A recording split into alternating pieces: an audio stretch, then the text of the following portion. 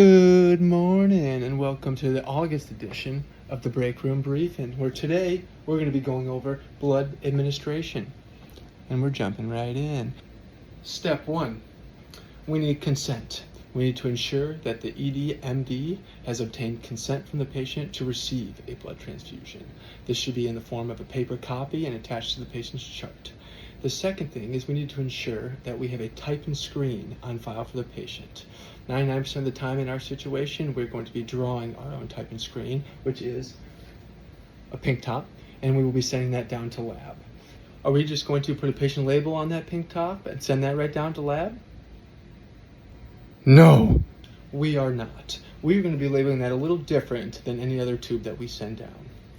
We have our red blood bank wristband that we are going to place on our patient who's going to be receiving this blood transfusion. On this blood band, you can see is a little code written on there with associated stickers hanging off. It's very important that we put a patient label on the pink top, as well as one of the little tiny stickers that has the code on the pink top, as well as you can hang this long little tail from it as well for an extra verification in case one of these falls off. This wristband and the tubing, they need to be dated, timed, exactly the same in order to proceed with the blood transfusion. Okay, so we have obtained consent. We have sent our type and screen down. What's next? We need an order to transfuse. It's very important that we check Cerner to ensure that there has been an order placed by the ED physician to transfuse blood products. Once we get that order, we know we're ready to rock. We can start prepping our patient. So prepping your patient, what does that mean? That means your patient has patent IV lines. They are attached to the cardiac monitoring, as well as the SpO2 and the blood pressure, all things that we're going to be able to see during this transfusion and actively watch. We're also going to want to make sure we've got an IV pump. We're going to want to make sure we have our blood tubing.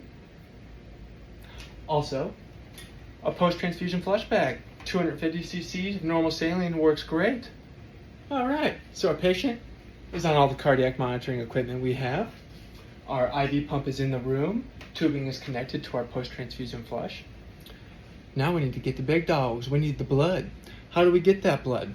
So what we're going to do is we're going to place an order in Cerner. And yes, this is going to be nursing placing this order. And that order is going to be blood product request. You can type that right into the order bar and that should pop up.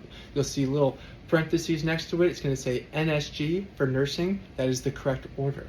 Once you select and sign that order, that is notifying blood bank that you are indeed ready for that blood. Blood bank is then going to tube that blood down to us, and that blood is going to come with a lock on it.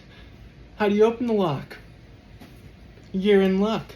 It's going to be the same code on the wristband that the patient is already wearing and that you placed on that patient. Once we have that blood, it's go time. Let's get it in them. Once again, as you know, we have 4 hours to complete this transfusion. So I'm going to hang our blood up here next to our post-transfusion flush.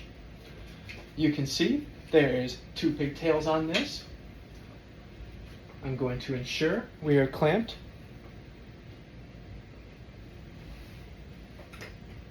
Clammy hands.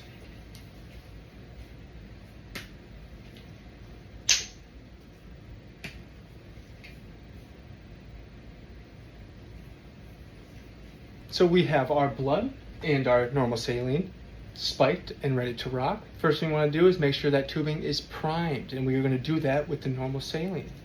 So I'm going to squeeze our little chamber here. We are going to make sure that the normal saline comes above the top white line. I'm going to unclamp my tubing on the normal saline side, and I'm going to prime that all the way through. Excellent. All right, once our normal saline is primed, I'm going to clamp off this side, and now it is time to get the blood going in. I'm going to unclamp my blood. You can either run that through on the pump, or you can do it to gravity until the blood gets near the end of the line.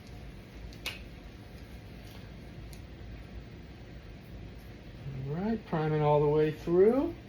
And I'm going to stop once the blood is getting close to the patient's side.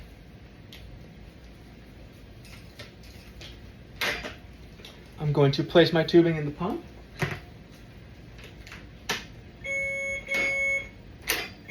Before administering the blood, we need to do our verification process. We are going to open up our Bridge application, and we are going to go through the scanning process. We are going to scan that patient's wristband. We are going to scan every section on the actual blood bag, ensuring it is identical to what we're seeing in Bridge.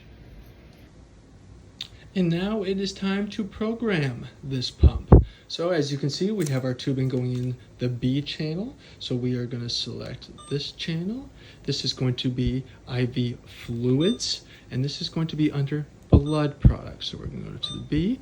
We see blood products. Our order was for packed red blood cells, so we are going to check PRBC. Yes, this was selected. Do not infuse any other drugs through this line. And we're going to go ahead and start a little slower. We're going to just start at 50 just to see how it affects them. Volume to be infused is going to be a full bag of 325 cc's. And we're going to go ahead and start. Okay, so our supplies is set up. We currently have the blood transfusing into the patient. I am the nurse for this patient. What do I do now? Do I go to the charge, let them know blood started, I'm good, what do you need?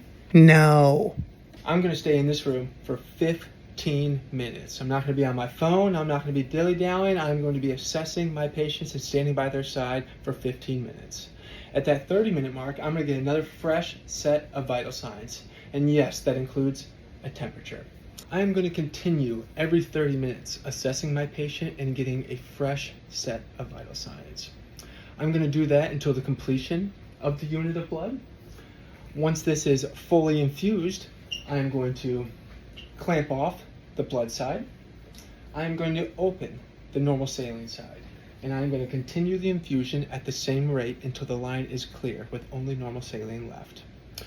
Let's say you start giving this blood and the patient has a reaction. The patient says, oh, I'm feeling pretty flushed, or is it hot in here, or is it just me? And you start to notice maybe some rash developing on his neck. What do? We stop it. Nix the blood. We are going to stop that infusion. We are going to disconnect our tubing from the patient. We are going to take all blood tubing, blood bag, normal saline bag, and we're going to place it in a clear violet bag to go back to the blood bank. As soon as we disconnect this from our patient to put it in a bag to go down to blood bank, we need to get some fresh fluids on our patient.